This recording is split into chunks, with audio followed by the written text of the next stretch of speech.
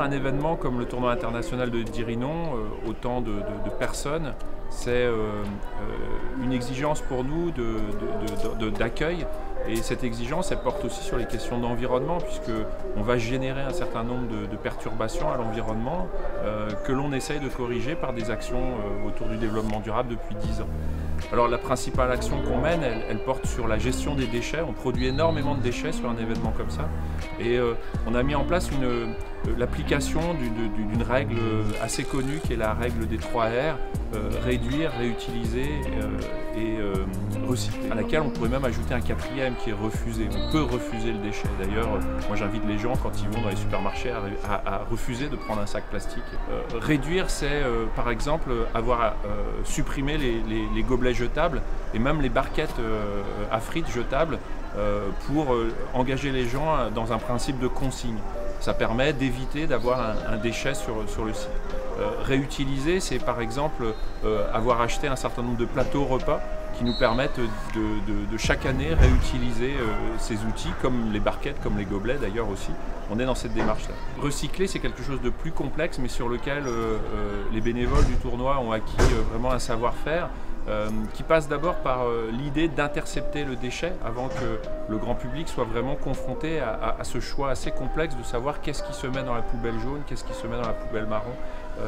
Et donc l'interception, c'est par exemple dans tous les stands d'avoir des équipes qui sont formées à pouvoir identifier que les cartons vont dans un bac, que les canettes vont dans un autre bac et identifier tout ce qui se jette dans la poubelle ordure ménagère. Alors pour les aider, on a aussi quelque chose d'assez innovant, c'est d'inviter les gens à venir déconsigner leurs gobelets dans un atelier, un stand tri des consignes avec des bénévoles qui sont là aussi très formés, très connaisseurs de la question des déchets et qui vont du coup accompagner le grand public dans le geste de tri et ainsi pouvoir permettre au grand public de comprendre ce qu'on est en train de faire. Et puis on a une dernière partie qui est quasi invisible.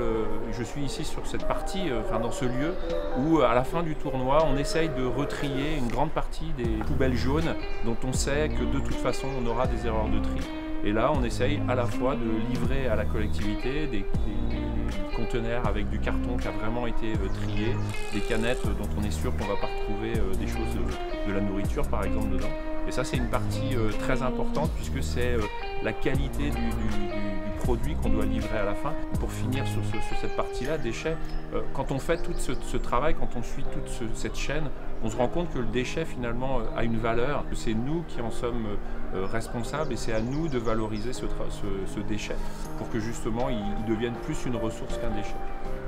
On a une grande chance cette année, c'est que après 10 ans d'engagement, notre tournoi a été labellisé par le comité régional olympique et sportif pour la qualité de son organisation. Et ce label qui nous grandit, qui nous fait plaisir, est un remarquable remerciement fait par les instances sportives à cet engagement de tous les bénévoles en faveur de l'environnement et du développement durable qui s'attache aux questions sociales, économiques et culturelles. Et donc ça, c'est vraiment des petits coups de pouce qui nous aident à avancer.